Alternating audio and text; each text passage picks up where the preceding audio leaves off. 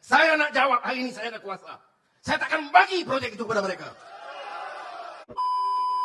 Dia masalah ni dalam politik ini, ada keyakinan atau tidak? Jelaskan kepada rakyat. Kita bukan datang di sini untuk mencaci orang. Kita datang dengan agenda, dengan bukti pelaksanaan apa yang kita usahakan dalam tempoh 1 tahun. Semua kecaman mereka itu berbalik kepada hanya kita ni tidak Melayu dan tidak Islam. Di sekitar itu saja. Dan kerana orang-orang seperti Stephen Sim ni, DAP, itu saja. Dia wirid DAP macam Mat Sabu sebut tadi. Tapi sudah tengok perdebatan di Parlimen semalam. Apa yang disebut oleh pemimpin PAS. Dia kata kita ini menipu. Tidak memberikan faedah kepada rakyat. Dia baca ayat Al-Quran. Ya ayyuhalladzina amanu lima taqulu ma la taf'alun. Kabura maqtan indallahi an taqulu ma la taf'alun. Dia ada kata pula, Perdana Menteri minta Menteri Agama terjemahkan. Punya sombong dan angkuh wa takabbur. Dia ingat dia reti baca, dia faham, orang lain tak faham. Itu satu sikap. Ulu, ananiyah yang ekstrim. Dan dia kata, semua kebaikan kita itu terpada. Noktahkan kemiskinan tegar. Ini kali pertama dalam sejarah. Kita selesaikan masalah kemiskinan tegar. Ada usaha terdahulu. Tetapi kali ini, ada saja keluarga miskin tegar, kita selesaikan. Itu tak ambil kira. 8,500 lebih. Sekolah-sekolah, tanda-tanda sekolah kita perbaiki. Termasuk di Kemaman ini.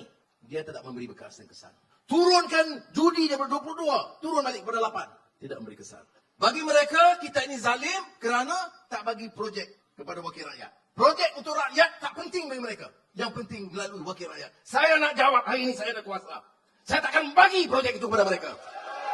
Sombong. Hari-hari kita ini khianat pada Melayu. Hari-hari kita ini tak Islam. Kemudian minta duit daripada kita. Projek untuk rakyat kita bagi. Kemaman dulu diwakili oleh PAS. Projek kita sampai. Terus kepada rakyat. Tidak kepada wakil rakyat. Apa sebab nak bagi kepada wakil rakyat? Dan kalau kita berdua tak dapat. Tapi, bila Ismail Sabri jadi Perdana Menteri, gunting, lebih 3-4 bulan gunting, akhirnya disetujui. Jadi saya cadang kepada pemimpin Perikatan Nasional, gunting dengan timbalan Perdana Menteri kedua, Datuk Seri Fadilah, dan kita timbang. Nak gunting pun tak mau. Sebab apa? Sangat sombong.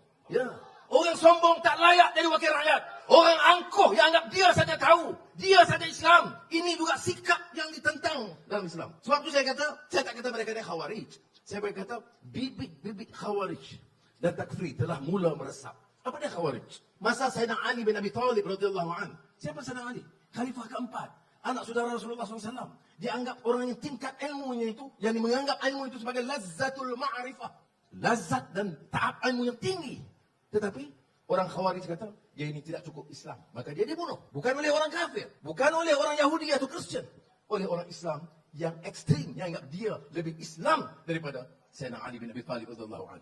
Apa saya kata PAS khawarij? Tidak. Tapi saya nak ingatkan. Negara ini tidak akan selamat. Kalau kita izinkan puak-puak terlampau ini. Menghasut, memecah belah, memporak-perandakan negara ini. Beda pendapat boleh. Kritik saya boleh. Perdana Menteri bodoh. Tak apa dia kata. Saya tak kesan. Perdana Menteri tak gerti urus ekonomi. Tak apa. Mat Sabu tak gerti jaga ayam. Okey. Tak apa kita boleh jawab. Tetapi hukum kita sebagai khianat pada bangsa dan menentang agama. Ini sudah tahap yang melampau.